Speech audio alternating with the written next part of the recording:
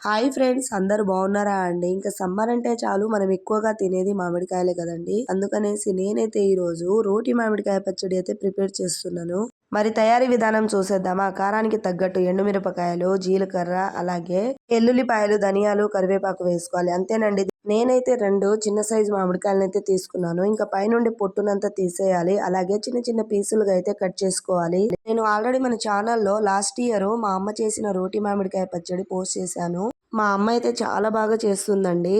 ఇంకా మా విలేజెస్లో అయితే మామిడికాయలు పిందెలు పడ్డప్పటి నుంచి వెళ్ళి పచ్చళ్ళు నూరుకొని తింటూ ఉంటారు. చాలా చాలా బాగుంటుంది. మరి ప్రాసెస్ స్టార్ట్ చేసేద్దామా? స్టవ్ వెలిగించుకొని మంటను స్లిమ్ లో పెట్టి కడాయి పెట్టుకోవాలి. ఇందులోకి ఎండుమిరపకాయలు, వెల్లుల్లి రెబ్బలు, అలాగే జీలకర్ర, ధనియాలు వేసి ఓ 2 నిమిషాల పాటు ఇలా ఎంపుకోవాలి. కొంతమంది ఆయిల్ వేసి కూడా ఎంపుకుంటూ ఉంటారు, కానీ నేనైతే ఇలాగే చేస్తాను. మిరపకాయల్ని ఎక్కువగా ఎంపుకోకూడదండి. ఎక్కువ ఎంపుకున్నట్లయితే చేదొచ్చేస్తుంది. మొత్తం చల్లారిన తర్వాత మిక్సీ జార్ లోకి అయితే ట్రాన్స్ఫర్ చేసుకోవాలి. అందులోకి రుచికి సరిపడా సాల్ట్ అయితే యాడ్ చేసుకోవాలి. ఓ 2 మినిట్స్ పాటు మిక్సీ పట్టుకుంటే మిరపకాయ విత్తులు అయితే నలుగుతాయండి.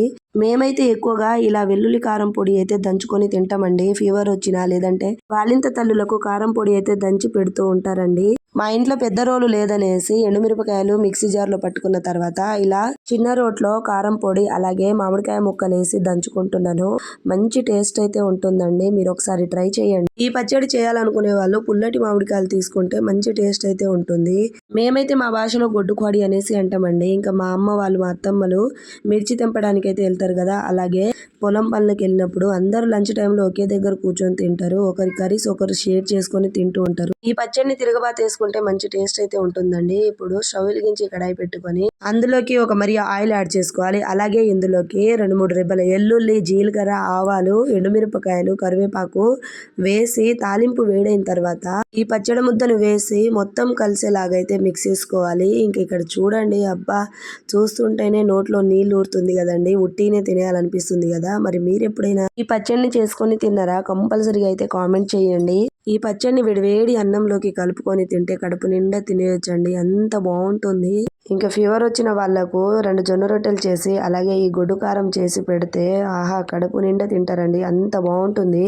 ఇంక ఇక్కడ చూడండి, నేనైతే వేడివేడి అన్నం అయితే కలుపుతున్నాను. చెయ్యి అయితే కాలుతుంది. ఇంక ఇక్కడ చూడండి, మా పాప అయితే చక్కగా తినేస్తుంది. ఇంకా మా పిల్లలకైతే కొంచెం పచ్చళ్ళు అంటే ఎక్కువ ఇష్టము, కానీ కారం అయితే ఎక్కువ తినరు. ఈ మామిడికాయ పచ్చడి అలాగే పప్పు మిక్స్ చేసుకొని తింటే మంచి టేస్ట్ అయితే ఉంటుంది. మీరైతే కంపల్సరీ ట్రై చేయండి. మరి మీరు ఎప్పుడైనా ఈ పచ్చడిని చేసుకొని తిన్నారా? కామెంట్ చేయండి. మరి ఈ వీడియో ఎక్కడ వరకు రీచ్ అవుతుందో ఆ ఏరియా నేమ్ అయితే కామెంట్ చేయండి. అలాగే మన ఛానల్లో మంచి మంచి వీడియోస్ అయితే ఉన్నాయండి. మరి ఇంకెందుకు ఆలస్యము, ఛానల్ని లైక్ చేయండి, షేర్ చేయండి, సబ్స్క్రైబ్ చేయండి ప్లీజ్.